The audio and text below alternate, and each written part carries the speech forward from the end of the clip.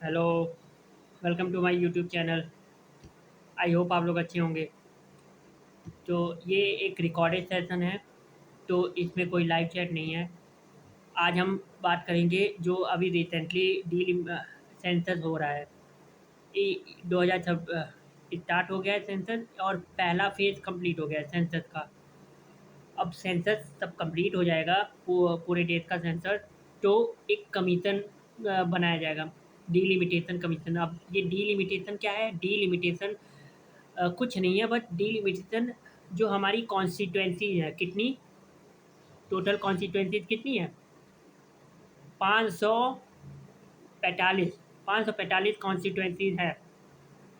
तो 545 कॉन्स्टिट्यूएंसीज को वापस से उनकी बाउंड्री को रीड्रॉ करना, यही डीलिमिटेशन है। क्योंकि और किस बेसिस पे? पॉपुलेशन, जो जनसंख्या सेंसस हुआ है, सेंसस जनगणना जो हुई है, उस बेसिस पे, यानी कि जो जनगणना पॉपुलेशन की यूपी में ज़्यादा पॉपुलेशन है, तो वहाँ पे कॉन्स्टिट्यूएंसीज को उस बेसिस पे डिलिमिट करेंगे, यानी कि बाउंड्री को रीड्रॉ करेंगे। आजमगढ़ डिस्ट्रिक्ट, तो जितने भी शहर हैं यूपी में, तो उन सब का रीड्रॉ करेंगे बाउंड्री को। यूपी में ज़्यादा लोग हैं, तो वहाँ पे हम एक एरिया को दो अ, दो एरिया में बाइफरकेट करेंगे, यानी कि बाउंड्री को डिलिमिट कर देंगे। Redraw, redrawing of political boundary. तो ये है डीलिमिटेशन। और डीलिमिटेशन कमीशन, ये प्रेसिडेंट द्वारा बनाया गया एक कमीशन है, जो जिसका डिसीजन फाइनल होता है। डीलिमिटेशन कमीशन का जो डिसीजन है, और ये हर जो 10 साल के बाद सेंसस होगा। इस साल अभी सेंसस कम चल रहा है, अभी सेंसस ख़त्म नहीं हुआ है। तो ये सेंसस जब ख़त्म हो जाएगा, तो डीलिमिटेशन कमीशन बनेगी, यानी कि हर सेंसस के बाद एक डीलिमिटेशन कमीशन होगी, जो कॉन्स्टिट्यूएंसीज को क्या करेगी? बाउंड्री को रीड्रॉ करेगी, कॉन्स्टिट्यूएंसीज की बाउंड्री को रीड्रॉ करेगी।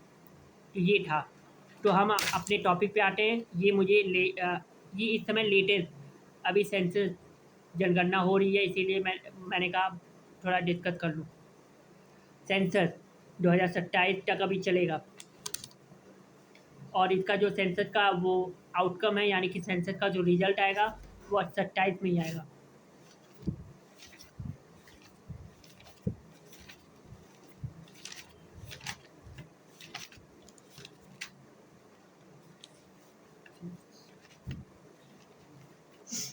डेप्रिसिएशन मैंने ढंग से नहीं एक्सप्लेन किया।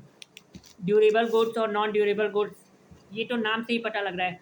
डेप्रिसिएशन क्या है? डेप्रिसिएशन डेप्रिसिएशन मतलब आम शब्दों में जैसे मैंने समझा है, तो पहले सुन लो, उसके बाद जो भी क्वेरी होगी वो कमेंट सेक्शन में बताना। डेप्रिसिएशन मतलब कोई भी, यहाँ पे एक वर्ड है जो इम्पोर्टेंट है, कीवर्ड।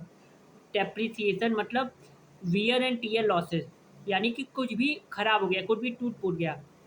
जैसे एक कंपनी है, वहाँ मशीन, 4 मशीन, 4 नहीं 5 मशीन है। एग्जाम्पल में 5 मशीन है, उन पाँचों में एक मशीन, और वो पाँचों यूज़ हो रही हैं, जिसमें से एक मशीन का यूज़ होते होते उसका कुछ अब मशीन है, उसका यूज़ करेंगे तो उसकी जो वैल्यू है, इतने सालों से यूज़ हो रही है, तो कुछ फॉल्टी होगा, मतलब टूटेगा फूटेगा, तो वियर एंड टीयर लॉसेस होगा।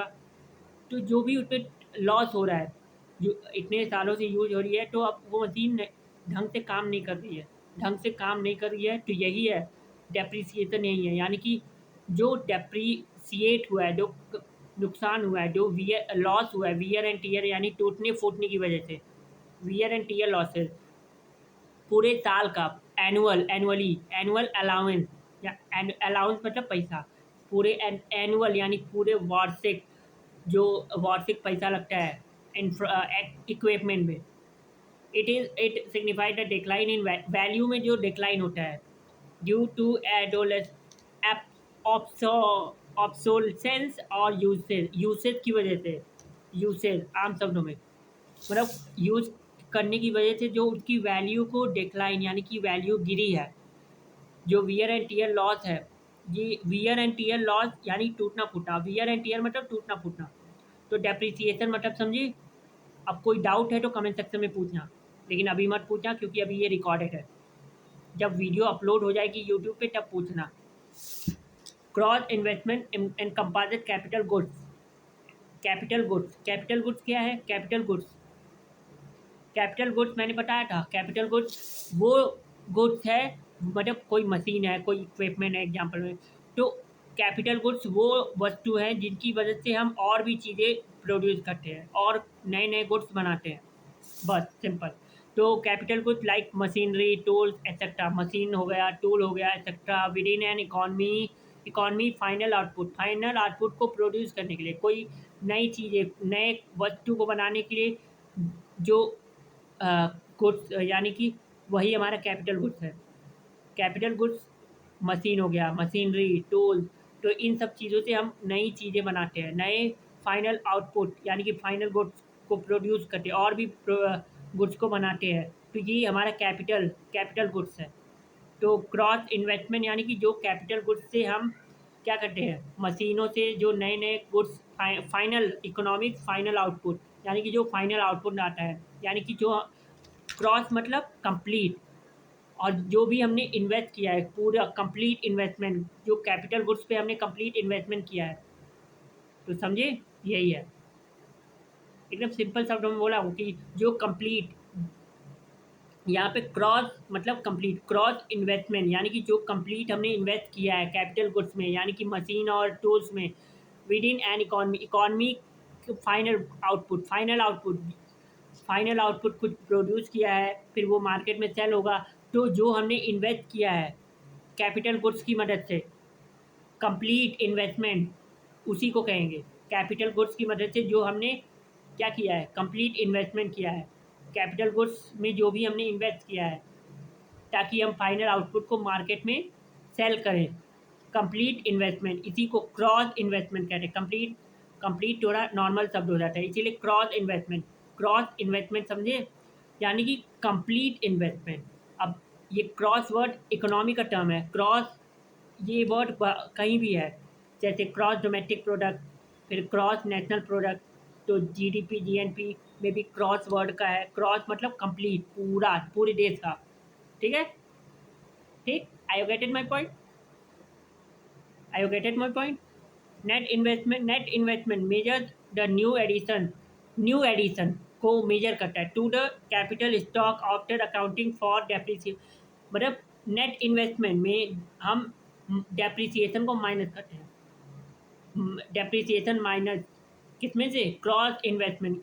ऊपर बताया ना क्रॉस इन्वेस्टमेंट, यानी कि फॉर्मूला क्या बनेगा? Net investment is equal gross investment minus depreciation. यानी कि क्रॉस इन्वेस्टमेंट जो पूरा इन्वेस्टमेंट है उसमें से डेप्रिसिएशन, यानी कि जो वियर एंड टीयर लॉसेज हुआ है उसको हम माइनस करेंगे तो नेट इन्वेस्टमेंट होगा। यानी कि जो हमने नेट इन्वेस्टमेंट जो हमने ऐड किया है, कोई new addition, capital stock, depreciation को अकाउंटिंग करने के बाद, यानी कि माइनस करने के बाद, तो फॉर्मूला क्या बना? फॉर्मूला बना net investment, net net investment, net investment, investment, net investment is equal gross investment formula minus depreciation, depreciation. तो ये है फॉर्मूला। माइनस करेंगे डेप्रीसिएशन को, नेट इन्वेस्टमेंट में डेप्रीसिएशन नहीं होता है, माइनस। क्रॉस इन्वेस्टमेंट में डेप्रीसिएशन माइनस।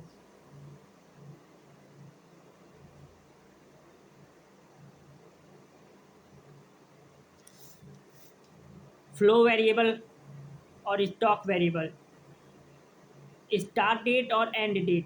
फ्लो नाम से इसका जो नाम है फ्लो मतलब एक फ्लो में जिसका एक स्टार्टिंग पॉइंट है और एक एंडिंग पॉइंट है।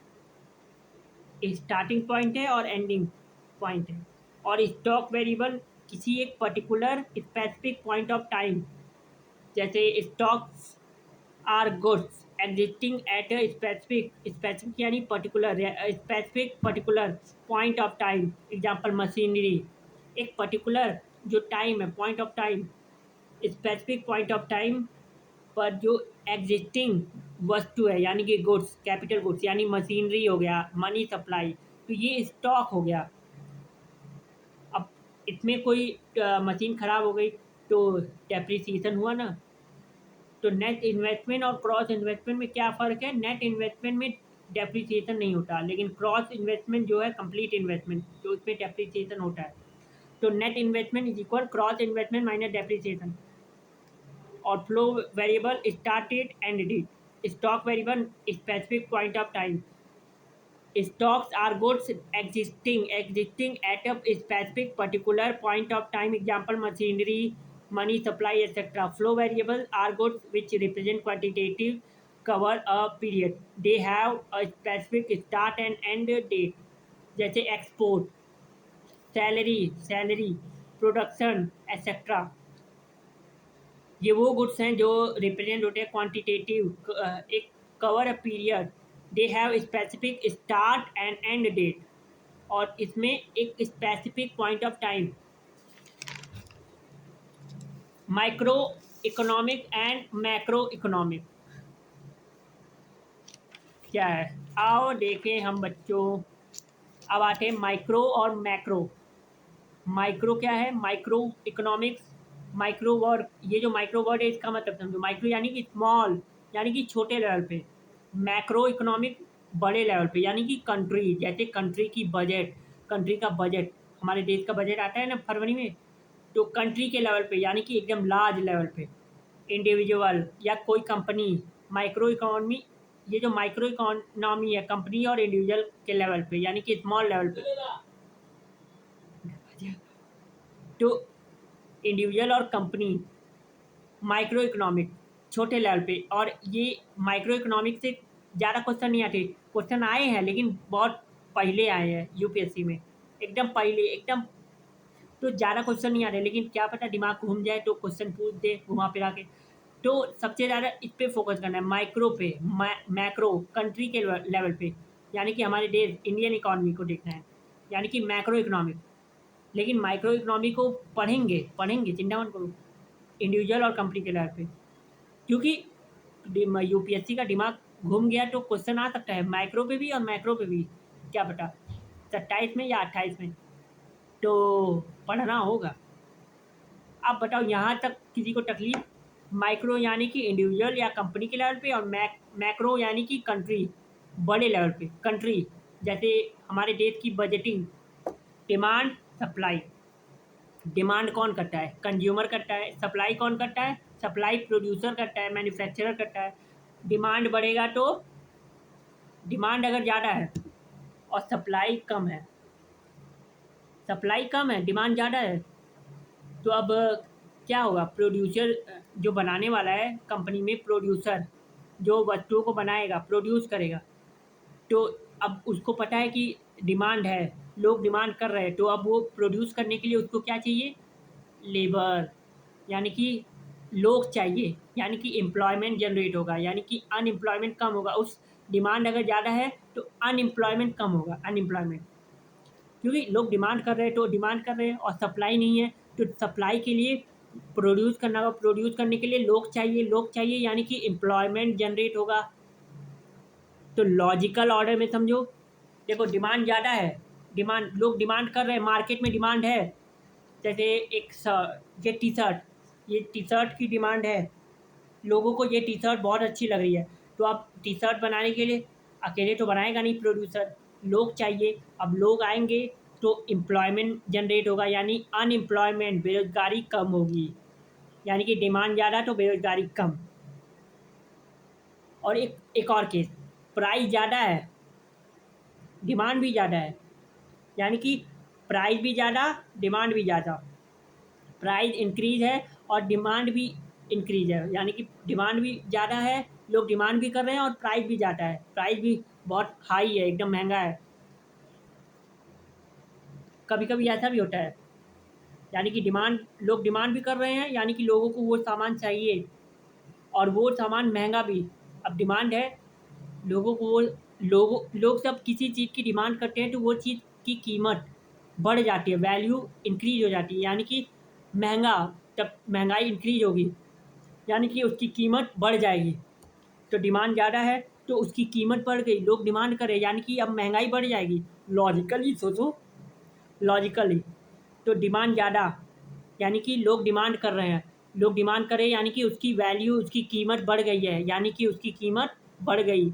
अब जो क्या नाम है, सेलर है, बेचने वाला, वो क्या करेगा, महंगा महंगा बेचेगा, क्योंकि सबको वो चीज़ चाहिए, सब लोग डिमांड कर रहे हैं। तो अब वो महंगाई यानी कि बोली लगवाएगा, क्योंकि सबको वो चीज़ चाहिए, सबको डिमांड है, तो अब वो बोली लगवाएगा, यानी कि महंगाई और बढ़ेगी। जब बोली लगाएगा तो महंगाई और बढ़ेगी, क्योंकि सबको डिमांड चाहिए। और एक और केस, सरकार आरबीआई का नाम सुने होंगे, रिजर्व बैंक ऑफ इंडिया। तो रिजर्व बैंक ऑफ इंडिया मान लो सबको पैसे दे दे, ये करेंसी सबको मिल जाए, कैश, सबको कैश बांट दे, सबके पास कैश है, गरीब अमीर सबके पास, अमीर के पास तो है ही, सारे गरीबों को पैसे बांट दो। आरबीआई ने सबको पैसे दे दिए, सबके पास पैसे हैं। अब वो लोग मार्केट आएंगे, अब मार्केट में सभी लोग आ गए, अमीर भी आ गए, गरीब भी, सबके पास पैसे हैं, क्योंकि आरबीआई ने यानी कि सरकार, गवर्नमेंट ने सबको पैसे दे दिए, कैश दे दिए। अब लोग डिमांड करेंगे, यानी कि सारे लोग मार्केट में आएंगे, भीड़ भक्कड़ लगाएंगे और डिमांड करेंगे। तो उस केस में क्या होगा, अब इतने सारे लोग डिमांड कर रहे हैं तो अब कीमत बढ़ जाएगी, यानी कि आरबीआई ने कैश करेंसी सबको दे दिया, सभी को दे दिया, सारे गरीबों को। तो अब डिमांड बढ़ेगी, तो अब उसकी, वो जो लोग डिमांड कर रहे हैं तो सामान, जो वस्तुएं हैं उनकी कीमत बढ़ जाएगी, प्राइस इंक्रीज हो जाएगा, यानी कि इन्फ्लेशन। उस केस में महंगाई बढ़ जाएगी और महंगाई एकदम एकदम पार हो जाएगी।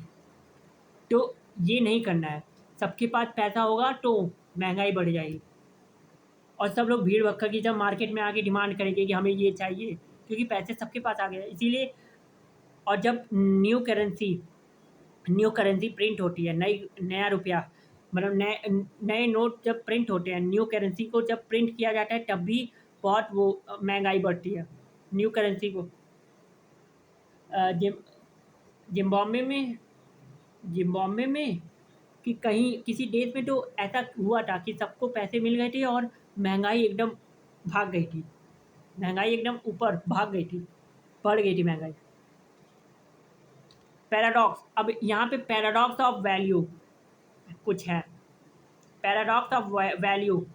अब ये क्या है, पैराडॉक्स क्या है, विरोधाभास, विरोधाभास यानी कि विरोध, विरोधा तो समझ रहे हैं, विरोध यानी कि अगेंस्ट, विरोधाभास। पैराडॉक्स, पैराडॉक्स जो की वैल्यू है उसकी, उसका पैराडॉक्स। तो एक तरफ डायमंड है, हीरा, और एक तरफ पानी है, वाटर, डायमंड और water, diamond water, paradox, diamond water paradox. Water 10 रुपये का है, it is a part of survival of life. Water हमारे सर्वाइवल के लिए बहुत इम्पॉर्टेंट है, लेकिन वो 10 रुपये का है। पानी की बॉटल 20 रुपये का है, 10 रुपये का है। तो ये हमारे सर्वाइवल का पास है, यानी कि बहुत कीमती है, लेकिन उसका प्राइस देख रहे हो, 10 रुपये, 20 रुपये। अभी पानी का प्राइस क्या है, 20 रुपये है ना। तो वाटर हमारे सर्वाइवल का पार्ट है, यानी कि बहुत कीमती है, लेकिन उसका प्राइस देख रहे हो। और वहीं डायमंड को देखो, डायमंड के बिना हम सर्वाइव कर सकते हैं, डायमंड के बिना हम सर्वाइव कर सकते हैं, लेकिन डायमंड की कीमत देख रहे हो, लाखों में है। तो ये है पैराडॉक्स, इसी को पैराडॉक्स कहते हैं। यानी कि डायमंड के बिना हम सर्वाइव कर सकते हैं, डायमंड के बिना हम सर्वाइव कर सकते हैं, लेकिन पानी के बिना हम सर्वाइव नहीं कर सकते। Without water do not live in world, यानी कि बिना पानी के हम जी नहीं सकते, सर्वाइव नहीं कर सकते। और वहीं डायमंड के बिना हम सर्वाइव कर सकते हैं। It is not part of survival of life, यानी कि ये हमारे सर्वाइवल का पार्ट नहीं है, हमारे लाइफ का पार्ट नहीं है। इसके बिना हम सर्वाइव कर, डायमंड के बिना हम सर्वाइव कर सकते हैं। Without diamond do live in world, यानी कि बिना डायमंड के हम रह सकते हैं इस धरती पे, क्योंकि पानी तो मिल रहा है ना, क्योंकि पानी हमारे सर्वाइवल का हिस्सा है।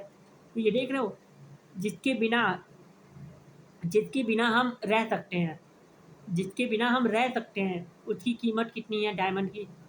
इसके डायमंड के बिना हम रह सकते हैं, सर्वाइव कर सकते हैं, लेकिन पानी पानी कीमती है, पानी सर्वाइवल का हिस्सा है, यानी कि बिना पानी के हम रह नहीं सकते। और पानी का कीमत और डायमंड का कीमत ये है, इसी को पैराडॉक्स कहते हैं, विरोधाभास।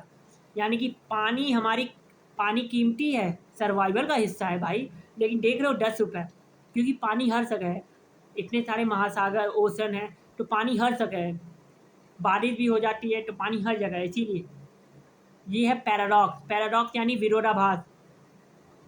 तो डायमंड और वाटर, वाटर की सप्लाई ज़्यादा तो डिमांड भी ज़्यादा। डिमांड डायमंड डायमंड की सप्लाई कम है और डिमांड भी कम है। ये तो वो केस हो गया, मतलब लोग, हर किसी को डायमंड चाहिए, हर किसी को डायमंड चाहिए। Law of demand, price and demand are inversely related. अच्छा, ये ग्राफिकल रिप्रेजेंटेशन है, यानी कि जब डिमांड ज़्यादा हो, रुको रुको रुको, जब प्राइस ज़्यादा होगी, ये देखो यहाँ पे प्राइस ज़्यादा है तो यहाँ पे डिमांड कम है, ये देखो डिमांड कम है। कैसे दिखाऊं तुम लोगों को? प्राइस ज़्यादा है तो डिमांड कम रहेगी, मतलब कीमत ज़्यादा है तो लोग, अब भाई सोचेंगे ना कि अरे इतना महंगा कौन खरीदेगा, यानी कि अब उसको लोग खरीदेंगे ही नहीं, यानी कि डिमांड कम। महंगा है, प्राइस ज़्यादा है, यानी कि महंगाई है, तो मतलब डिमांड कम होगी, यानी कि लोग खरीदेंगे ही नहीं। और जब प्राइस कम होगा तो डिमांड ज़्यादा, क्योंकि अब उसका प्राइस कम है, यानी कि महंगाई कम है, तो लोग डिमांड करेंगे, क्योंकि कम है। और वही अगर डिमांड और इससे ज़्यादा हो गई तो डिमांड और ज़्यादा है, यानी कि डिमांड हो रही है, तो महंगाई उस केस में एकदम बढ़ जाएगी। लेकिन कभी कभी जब डिमांड हो नॉर्मल रहती है, यानी कि डिमांड लोग कर रहे हैं, तो उस केस में प्राइस मिनिमम, यानी कि कम रहता है, ना ज़्यादा ना कम, तो लोग डिमांड करते हैं। लेकिन जब महंगाई रहती है, यानी कि प्राइस एकदम हाई होता है प्राइस, तब डिमांड कम होती है कि इतना महंगा कौन खरीदेगा, छोड़ो जान दो, यही सोचते हैं लोग। ये है लॉ ऑफ डिमांड, डिमांड का नियम। Law of supply, directly relationship, directly relationship between price and quantity.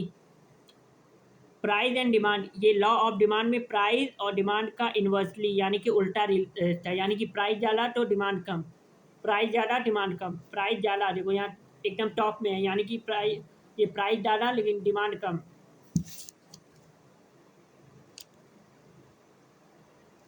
फिर यहाँ प्राइस थोड़ा कम हुआ तो यहाँ देखो डिमांड थोड़ा बढ़ गया, प्राइस और कम हुआ तो डिमांड देखो, प्राइस और कम हुआ डिमांड देखो, प्राइस और कम हुआ डिमांड देखो, प्राइस और कम हो गया डिमांड देखो, यानी कि प्राइस यहाँ पे कम है और डिमांड देखो बहुत ज़्यादा। Paradox, paradox. और law of supply, supply, law of supply, supply का नियम क्या कहता है? Directly relationship between price and quantity, price and quantity supply. Elasticity, elasticity is equal change in variable 2, change in variable 2 upon change in variable 1।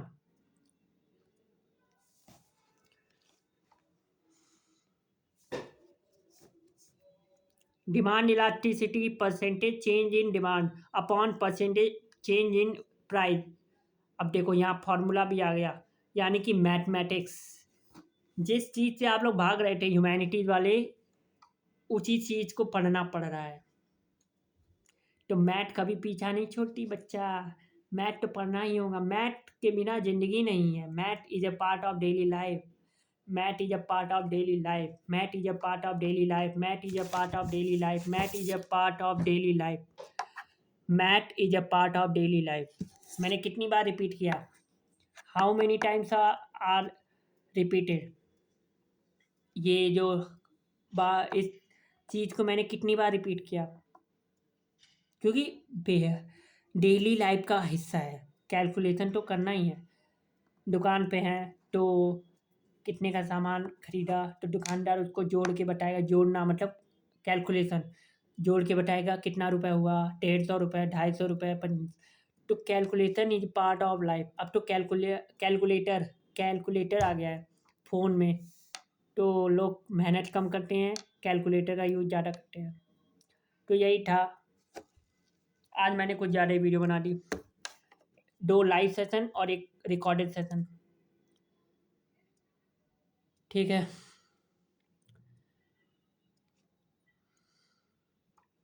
चलो ठीक है, पढ़ते रहिए, मेहनत करते रहिए। हम वापस मिलेंगे नए टॉपिक के साथ, नए कॉन्सेप्ट के साथ और नई क्लैरिटी के साथ। देखो, मैं पढ़ूँगा भी, पढ़ाऊँगा भी, ये मेरा लक्ष्य है। और किसी को पढ़ना है तो पढ़े, नहीं तो वो उसकी मर्ज़ी, उसका अधिकार। किसी से भी पढ़े, आसिम सर हैं, ऋषभ सर हैं, कौन उसको रोक रहा है? लेकिन हाँ, अगर मेरा समझ में आ रहा है तो मेरा भी देखिए, मेरा भी देखिए। देखिए, मैं ऋषभ सर का भी देखता हूँ, मैं हर टीचर का देखता हूँ, जितने भी यूट्यूब पे टीचर हैं। तो आप लोग मेरा देख सकते हैं, क्योंकि जब मैं आया हूँ ये यूट्यूब प्लेटफ़ॉर्म पे, तो कम से कम देखो, पढ़ो, समझो, तब ना। ठीक है, चलो ठीक है, थैंक यू। जय हिंद, जय भारत। जय हिंद, जय भारत।